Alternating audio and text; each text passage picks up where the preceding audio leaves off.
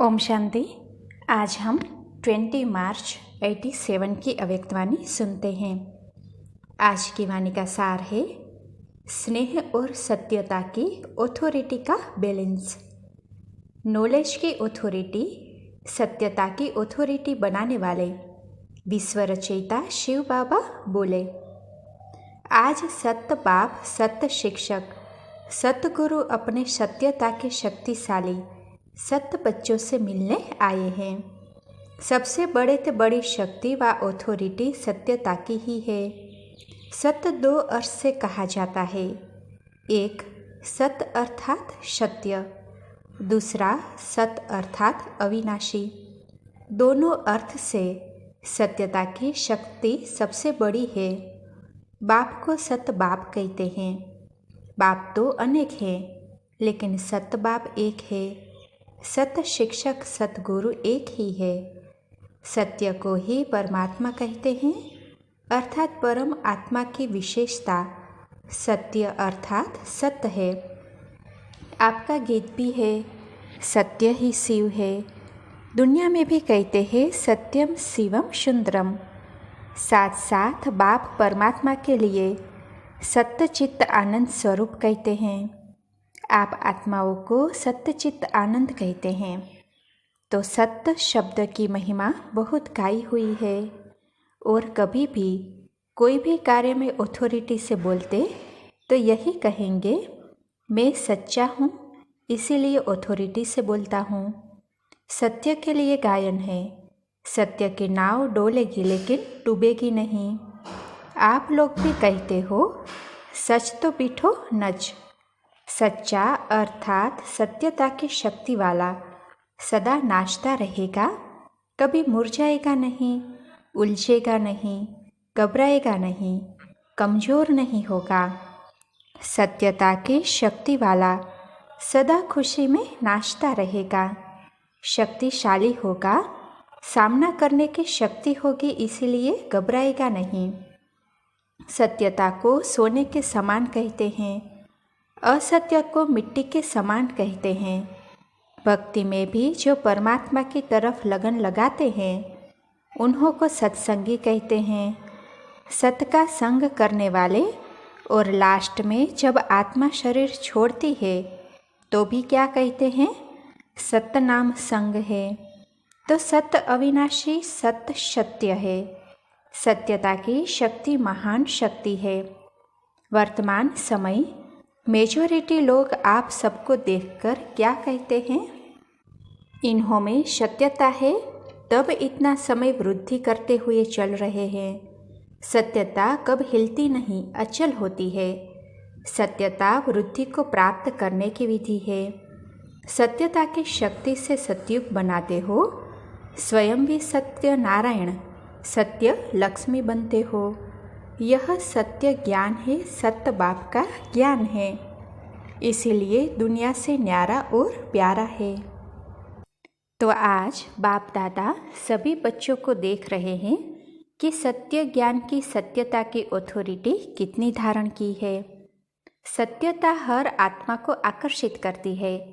चाहे आज की दुनिया झूठखंड है, सब झूठ है, अर्थात सब में झूठ मिला हुआ है, फिर भी सत्यता की शक्ति वाले विजयी बनते हैं। सत्यता की प्राप्ति खुशी और निर्भयता है। सत्य बोलने वाला सदा निर्भय होगा, उनको कब भय नहीं होगा। जो सत्य नहीं होगा तो उनको भय जरूर होगा। तो आप सभी सत्यता के शक्तिशाली श्रेष्ठ आत्माएं हो। सत्य ज्ञान, सत्य बाप, सत्य प्राप्ति, सत्य याद, सत्य गुण, सत्य शक्ति या सर्व प्राप्ति है। तो इतनी ऑथोरिटी का नशा रहता है। ऑथोरिटी का अर्थ अभिमान नहीं है। जितना बड़े से बड़े ऑथोरिटी उतना उनकी वृत्ति में रूहानी ऑथोरिटी रहती है। वाणी में स्नेह और नम्रता होगी, यही ऑथोरिटी की निशानी है। जैसे आप लोग वृक्ष का दृष्टांत देते हो, वृक्ष में जब संपूर्ण फल की ऑथोरिटी आ जाती है तो वृक्ष झुकता है, अर्थात निर्माण बनने की सेवा करता है। ऐसे रूहानी ऑथोरिटी वाले बच्चे जितनी बड़ी ऑथोरिटी उतने निर्माण और सर्वस्नेही होंगे। लेकिन सत्यता की ऑथोरिटी वाले निरअहंकारी होते हैं। तो ऑथोरिटी भी हो, नशा भी हो और निरअहंकारी भी हो, इसको कहते हैं सत्य ज्ञान का प्रत्यक्ष स्वरूप। जैसे इस झूठ खंड के अंदर ब्रह्मा बाप सत्यता की ऑथोरिटी का प्रत्यक्ष साकार स्वरूप देखा ना। उनके ऑथोरिटी के बोल कभी भी अहंकार की भाषा नहीं देंगे। मुरली सुनते हो तो कितनी ऑथोरिटी के बोल है, लेकिन अभिमान के नहीं। ऑथोरिटी के बोल में स्नेह समाया हुआ है, निर्माणता है, निरअहंकार है। इसीलिए ऑथोरिटी के बोल प्यारे लगते हैं। सिर्फ प्यारे नहीं, लेकिन प्रभावशाली होते हैं। फॉलो फादर है ना, सेवा में व कर्म में फॉलो ब्रह्मा बाप है। क्योंकि साकारी दुनिया में साकार एग्जाम्पल है, सैंपल है।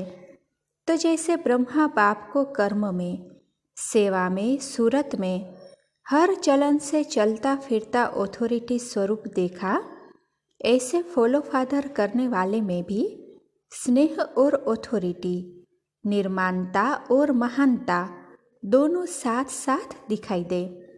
ऐसे नहीं सिर्फ स्नेह दिखाई दे और ऑथोरिटी गुम हो जाए, या ऑथोरिटी दिखाई दे और स्नेह गुम हो जाए। जैसे ब्रह्मा बाप को देखा वह अभी भी मुरली सुनते हो, प्रत्यक्ष प्रमाण है।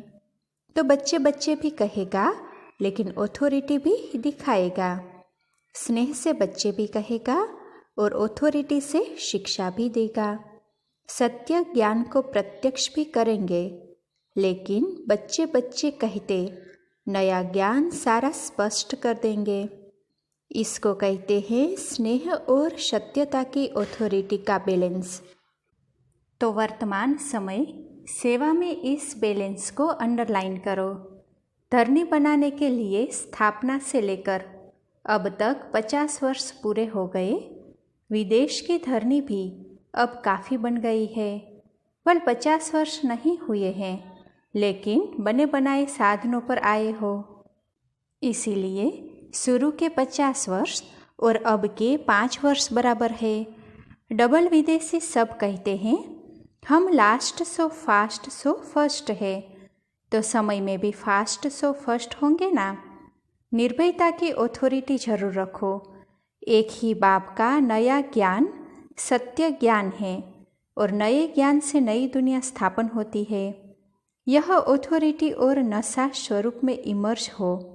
50 वर्ष तो मर्ज रखा, लेकिन इसका अर्थ यह नहीं जो भी आवे उनको पहले से ही नए ज्ञान की नई बातें सुनाकर कंफ्यूज कर दो। यह भाव नहीं है। धरनी, नब्ज, समय यह सब देख करके ज्ञान देना, यही नॉलेजफुल की निशानी है। आत्मा की इच्छा देखो, नब्ज देखो, धरनी बनाओ, लेकिन अंदर सत्यता के निर्भयता की शक्ति जरूर हो। लोग क्या कहेंगे यह भय न हो। निर्भय बन धरनी भल बनाओ। कई बच्चे समझते हैं यह ज्ञान तो नया है, कई लोग समझ ही नहीं सकेंगे, लेकिन बेसमझ को ही तो समझाना है। यह जरूर है जैसा व्यक्ति वैसी रूपरेखा बनानी पड़ती है, लेकिन व्यक्ति के प्रभाव में नहीं आ जाओ। अपने सत्य ज्ञान की ऑथोरिटी से व्यक्ति को परिवर्तन करना ही है। यह लक्ष्य नहीं भूलो। अब तक जो किया वह ठीक था, करना ही था, आवश्यक था, क्योंकि धरनी बनानी थी। लेकिन कब तक धरनी बनाएंगे और कितना समय चाहिए? दवाई भी दी जाती है तो पहले ही ज़्यादा ताकत की नहीं दी जाती, पहले हल्की दी जाती। लेकिन ताकत वाली दवाई दो ही नहीं, हल्की पर ही चलाते रहो। यह नहीं करो। किसी कमज़ोर को हाई पावर वाली दवाई दे दी तो यह भी रोंग है। परखने की भी शक्ति चाहिए, लेकिन अपने सत्य नए ज्ञान की ऑथोरिटी जरूर चाहिए। आपकी सूक्ष्म ऑथोरिटी की वृत्ति ही उन्हों की वृत्तियों को चेंज करेगी, यही धरनी बनेगी। और विशेष जब सेवा कर मधुबन तक पहुँचते हो तो कम से कम उन्हों को यह जरूर मालूम पड़ना चाहिए, इस धरनी पर उन्हों की भी धरनी बन जाती है। कितनी भी कलराठी धरनी हो, किस भी धर्म वाला हो, किस भी पोजीशन वाला हो, लेकिन इस धरनी पर वह भी नर्म हो जाते हैं। और नर्म धरनी बनने के कारण उसमें जो भी बीज डालेंगे उसका फल सहज निकलेगा। सिर्फ डरो नहीं, निर्भय जरूर बनो। युक्ति से दो, ऐसा न हो कि वह आप लोगों को यह उल्हना दे कि ऐसी धरनी पर भी मैं पहुंचा, लेकिन यह मालूम नहीं पड़ा कि परमात्मा ज्ञान क्या है। परमात्मा भूमि पर आकर परमात्मा की प्रत्यक्षता का संदेश जरूर ले जाए। लक्ष्य ऑथोरिटी का होना चाहिए। आजकल के जमाने के हिसाब से भी नवीनता का महत्व है। फिर भल कोई उल्टा भी नया फैशन निकालते हैं तो भी फॉलो करते हैं। पहले आर्ट देखो कितना बढ़िया था, आजकल का आर्ट तो उनके आगे जैसे लकीरें लगेगी। लेकिन मॉडर्न आर्ट पसंद करते हैं। मानव की पसंद की हर बात में नवीनता है और नवीनता स्वतः ही अपने तरफ आकर्षित करती है। इसीलिए नवीनता, सत्यता, महानता, इसका नशा जरूर रखो। फिर समय और व्यक्ति देख सेवा करो। यह लक्ष्य जरूर रखो कि नई दुनिया का नया ज्ञान प्रत्यक्ष जरूर करना है। अभी स्नेह और शांति प्रत्यक्ष हुई है। बाप का प्यार के सागर का स्वरूप, शांति के सागर का स्वरूप प्रत्यक्ष किया है। लेकिन ज्ञान स्वरूप आत्मा और ज्ञान सागर बाप है। इस नए ज्ञान को किस ढंग से देवे, उसके प्लेन्स अभी कम बनाए हैं।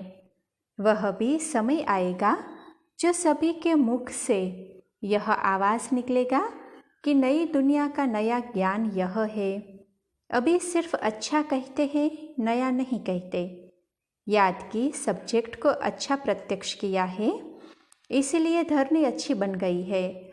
और धरनी बनाना पहला आवश्यक कार्य भी जरूरी है। जो किया है वह बहुत अच्छा और बहुत किया है, तन मन धन लगाकर किया है, इसके लिए आफरीन भी देते हैं।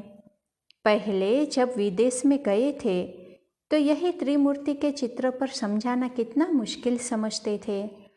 अभी त्रिमूर्ति के चित्र पर ही आकर्षित होते हैं। यह सीढ़ी का चित्र भारत की कहानी समझते थे, लेकिन विदेश में इस चित्र पर आकर्षित होते।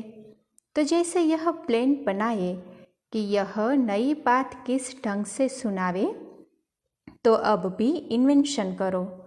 यह नहीं सोचो कि यह तो करना ही पड़ेगा। नहीं, बाप दादा का लक्ष्य सिर्फ यह है कि नवीनता के महानता की शक्ति धारण करो। इसको भूलो नहीं। दुनिया को समझाना है, दुनिया की बातों से घबराओ नहीं। अपना तरीका इवेंट करो, क्योंकि इन्वेटर आप बच्चे ही हो ना। सेवा के प्लेन बच्चे ही जानते हैं। जैसा लक्ष्य रखेंगे वैसा प्लेन बहुत अच्छे से अच्छा बन जाएगा। और सफलता तो जन्मसिद्ध अधिकार है ही है। इसीलिए नवीनता को प्रत्यक्ष करो। जो भी ज्ञान की गुह्य बातें हैं उसको स्पष्ट करने की विधि आपके पास बहुत अच्छी है और स्पष्टीकरण है। एक एक पॉइंट को लॉजिकल स्पष्ट कर सकते हो। अपनी ऑथोरिटी वाले हो। कोई मनोमय व कल्पना की बातें तो है नहीं, यथार्थ है, अनुभव है।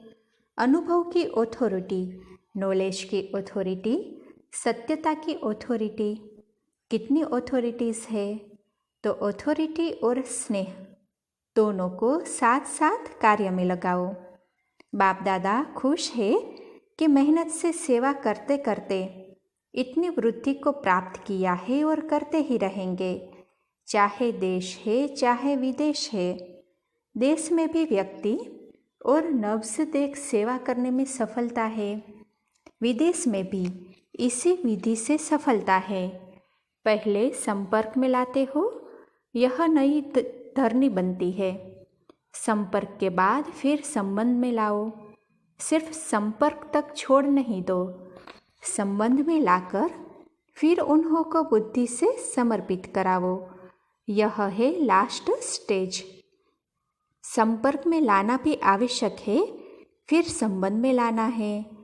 संबंध में आते आते समर्पण बुद्धि हो जाए कि जो बाप ने कहा वही सत्य है, फिर क्वेश्चन नहीं उठते। जो बाबा कहता वही सही है, क्योंकि अनुभव हो जाता तो फिर क्वेश्चन समाप्त हो जाता। इसको कहते हैं समर्पण बुद्धि, जिसमें सब स्पष्ट अनुभव होता। लक्ष्य यह रखो कि समर्पण बुद्धि तक लाना आवश्यक है। तब कहेंगे माइक तैयार हुए। माइक क्या आवाज़ करेगा? सिर्फ अच्छा ज्ञान है इन्हों का नहीं, यह नया ज्ञान है, यही नई दुनिया लाएगा। यह आवाज़ हो तब तो कुंभकर्ण जागेंगे ना, नहीं तो सिर्फ आँख खोलते हैं, बहुत अच्छा कह, फिर नींद आ जाती है। इसीलिए जैसे स्वयं पालक सो मालिक बन गए ना, ऐसे बनाओ। विचारों को सिर्फ साधारण प्रजा तक नहीं लाओ, लेकिन राज्य अधिकारी बनाओ। उसके लिए प्लान बनाओ, किस विधि से करो जो कंफ्यूज भी न हो और समर्पण बुद्धि भी हो जाए। नवीनता भी लगे, उलझन भी अनुभव नहीं करे, स्नेह और नवीनता की ऑथोरिटी लगे। अब तक जो रिजल्ट रही, सेवा की विधि, ब्राह्मणों की वृद्धि रही, वह बहुत अच्छा है, क्योंकि पहले बीज को गुप्त रखा। यह भी आवश्यक है। बीज को गुप्त रखना होता है, बाहर रखने से फल नहीं देगा। धरनी के अंदर बीज को रखना होता है, लेकिन अंदर धरनी में ही न रह जाए, बाहर प्रत्यक्ष हो, फल स्वरूप बने। यह आगे की स्टेज है। समझा? लक्ष्य रखो, नया करना है। ऐसे नहीं कि इस वर्ष ही हो जाएगा, लेकिन लक्ष्य बीज को भी बाहर प्रत्यक्ष करेगा। ऐसे नहीं सीधा जाकर भाषण करना शुरू कर दो। पहले सत्यता के शक्ति की भाषणा दिलाने के भाषण करने पड़े। आखिर वह दिन आए, यह सबके मुख से निकले।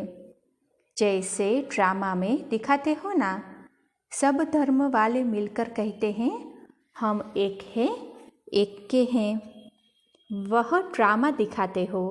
यह प्रैक्टिकल में स्टेज पर सब धर्म वाले मिलकर एक ही आवाज़ में बोले, एक बाप है, एक ही ज्ञान है, एक ही लक्ष्य है, एक ही घर है, यही है।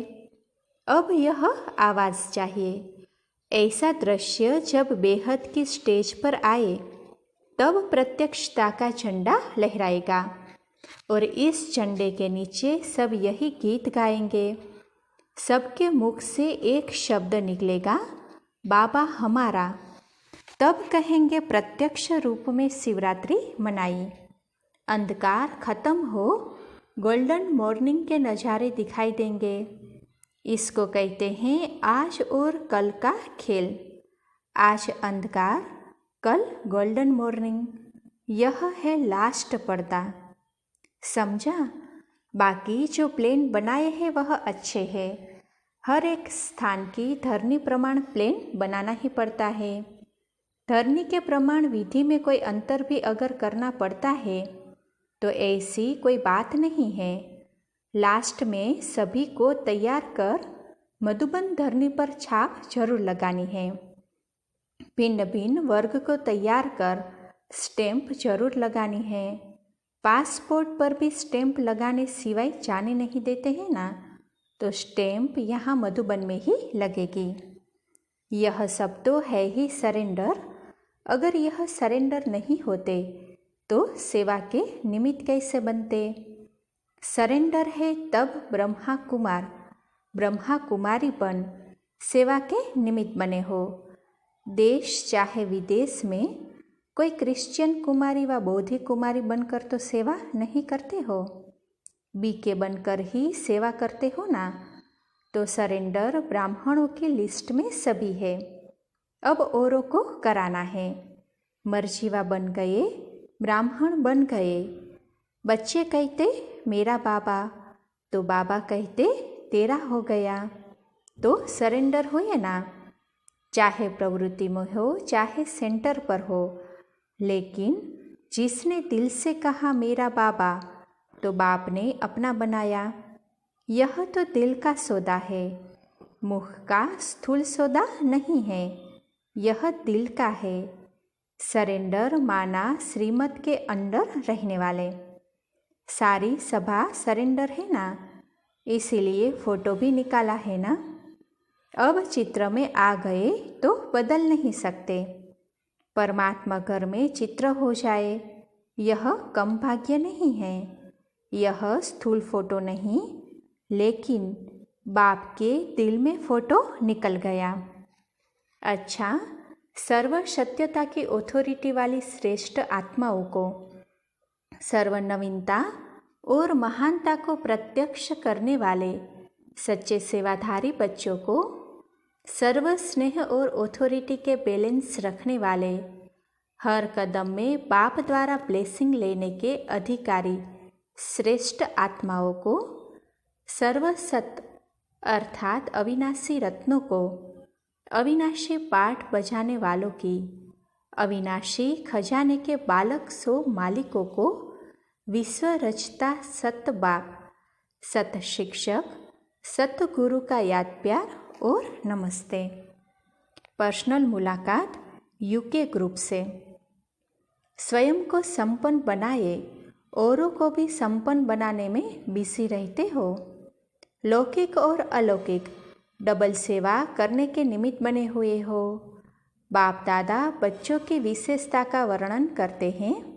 बाप से भी आगे है जो भी सेवा की है, वह सब अच्छी की है और आगे भी अच्छे से अच्छी करने के निमित्त बनते रहेंगे। बाप अपने से भी बच्चों को सदैव आगे बढ़ाते हैं। बाप दादा सभी बच्चों को आगे बढ़ाने की युक्ति बताते हैं। यह युक्ति क्या है? सबसे बड़े से बड़ी युक्ति है सहनशीलता के गुण को अपनाना। जितना सहनशील होंगे, सत्यता की शक्ति होगी, उतना सहज अपना राज्य सतयुग ला सकेंगे। आप सब अनुभव की ऑथोरिटी वाली आत्माएं हो। अनुभव की ऑथोरिटी वाली आत्मा का प्रभाव बहुत जल्दी पड़ता है। अनुभव की ऑथोरिटी बिना सेवा करते तो सफलता बहुत मुश्किल होती। यूके व ओके का टाइटल बहुत अच्छा मिला हुआ है। जब ओ लिखते हो तो जैसे बाप का चित्र बनाते हो। ओ अर्थात बाप और के अर्थात किंगडम। तो ओके कहने में बाप की याद भी है और वर्षे की भी याद है। तो ओके वालों को न बाप भूलेगा न वर्षा भूलेगा। तो जब भी ओके कहो तो बाबा हमारा यही याद आएगा। अच्छा, सेवा के आधार मूर्त आप लोग हो। माताओं ने आदि में स्थापना में विशेष पाठ बजाया तो खुशी है ना। अच्छा, कुमारियाँ तो है ही श्रेष्ठ भाग्य के सितारे वाली। सभी के मस्तक पर भाग्य का सितारा चमक गया। कुमारियाँ अर्थात तकदीर बना के आई। कुमारियों की महिमा बाप गाते हैं, क्योंकि यह एक एक कुमारी सेवाधारी है। दुनिया वाले कहते एक कुमारी 21 कुल तारने वाली है। बाप कहते एक एक कुमारी विश्व कल्याणी है, विश्व का उद्धार करने वाली है। तो विश्व सेवा के कॉन्ट्रैक्टर बन गई। कितना अच्छा जॉब है। सारे विश्व की आत्माएं कितनी दुआएं देगी। बाप की भी दुआएं, परिवार की भी दुआएं और साथ साथ विश्व की आत्माएं भी दुआएं करेगी। सर्व के दुआओं के अधिकारी बन गई। अच्छा, भारतवासी भाई बहनों से, भारतवासी रहने में समीप है, दिल से भी समीप है। भारतवासी जगे तब दुनिया जगी। तो भारतवासी बच्चे विश्व कल्याण की नींव हो गए ना। विश्व सेवा की नींव भारत के बच्चे हैं, इसीलिए आपका महत्व है। विदेश में रहने वालों का महत्व अपना है। भारत ही लाइट हाउस है। लाइट देने वाले तो आप हो, तो आपका भी महत्व महान है। बाप दादा को हर बच्चा अति स्नेही है, अति लाडला है। अगर औरों को भारतवासी चांस देते हैं तो यह भी त्याग का भाग्य मिलता है। जाता नहीं है, जमा होता है। भारतवासी वैसे तो बेहद के वासी हो, लेकिन निशानी कहने में आती है। भारत का महत्व, भारत की महानता आप आत्माओं की महानता है। समझा? यहाँ समय और सीजन देखनी पड़ती है, क्योंकि देखने की दुनिया में आते हैं। अगर वहाँ आओ तो फिर टाइम की लिमिट नहीं। वहाँ 10 घंटे भी एक एक मिल सकते हैं। यहाँ 10 मिनट भी मुश्किल है, क्योंकि अपना तन तो है नहीं ना, पराया है। जो लोन लिया जाता है वह देना होता है ना। अपना है तो देने की बात ही नहीं। बाकी हर एक बच्चा बाप को अति प्रिय है। हर एक कोटों में कोई में भी कोई है तो विशेष है। बाप दादा हर बच्चे को विशेष आत्मा के रूप में देखते हैं। ऐसे बच्चे भी ऊंचे ते ऊंचे हुए ना। सभी श्रेष्ठ हैं और श्रेष्ठ ही रहेंगे। अनेक जन्म के लिए श्रेष्ठ रहेंगे। बाप दादा उसी नज़र से देखते हैं। यह ब्राह्मण आत्माएं सो देव आत्माएं हैं, तो कितने महान हुए, क्या महिमा करें। अच्छा, मधुबन निवासियों से मुलाकात है। मधुबन निवासियों को किसी न किसी प्रकार से सदा ही प्रसाद मिलता रहता है। सेवा भी दिल से करते हो और प्रसाद भी दिल से मिलता है। सेवा करते हो, इसीलिए मधुबन में तपस्या भूमि में रहने का अधिकार मिला। यह अधिकार ही एक महान प्रसाद है। यहाँ की पालना भी महान प्रसाद है। इस भूमि पर सहज याद का जो अनुभव होता है, यह भी महान प्रसाद है। तो आप अब प्रसाद ही खाते हो, भोजन नहीं खाते। तो सदा प्रसाद खाए, वह क्या हुआ?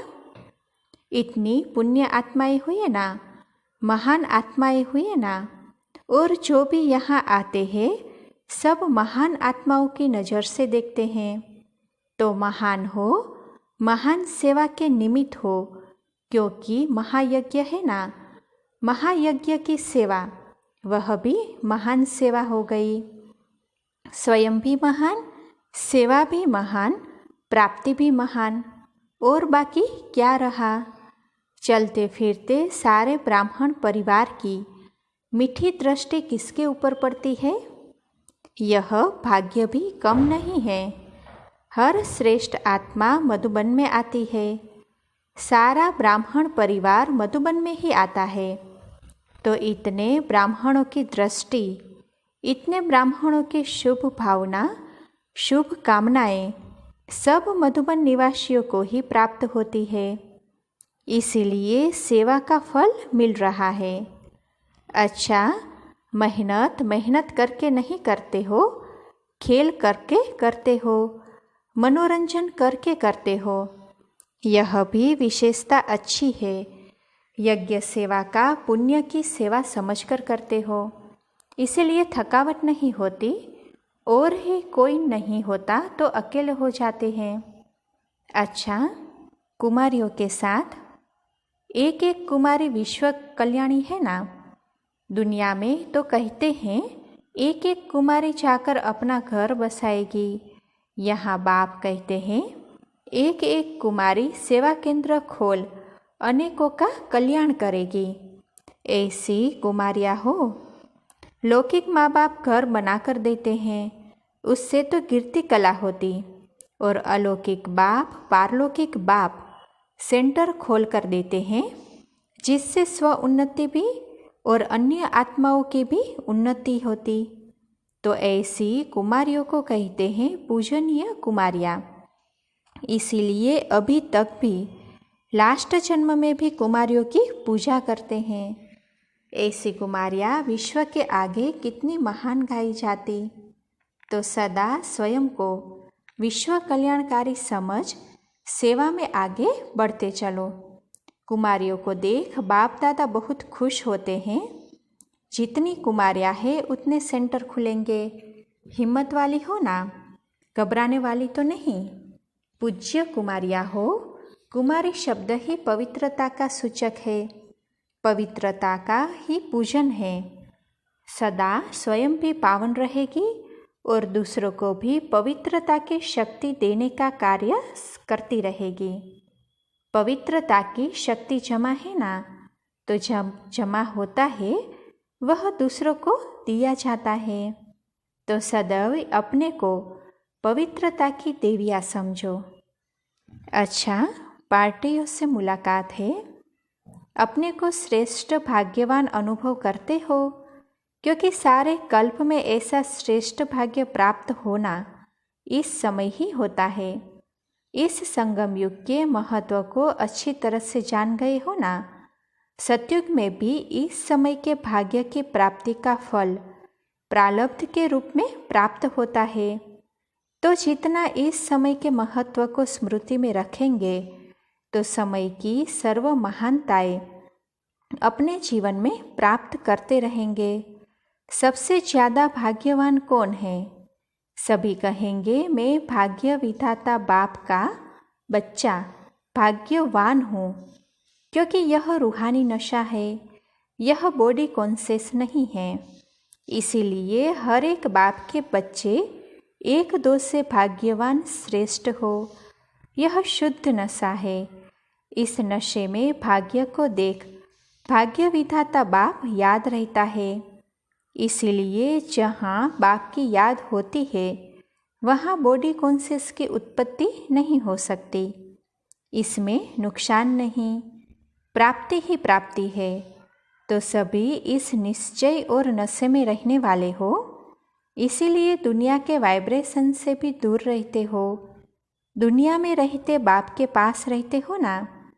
जो बाप के साथ व पास रहते, वह दुनिया के विकारी वाइब्रेशन या आकर्षण के प्रभाव से दूर रहते हैं। तो साथ रहते हो या दूर, मेरा बाबा और इतना प्राप्ति कराने वाला तो कोई और हो ही नहीं सकता। तो फिर साथ कैसे छोड़ सकते हो? या कभी कभी इससे भी स्वतंत्र होना चाहते हो? डबल विदेशी स्वतंत्रता ज़्यादा चाहते हैं ना। यह फ्रीडम नहीं है। सदा बाप के साथ रहना, साथ रहते रहते बाप समान बन जाएंगे। अच्छा, सभी सच्चे सेवाधारी हो ना। जैसे बाप के बिना नहीं रह सकते, ऐसे सेवा के बिना भी नहीं रह सकते। अच्छा, ओम शांति।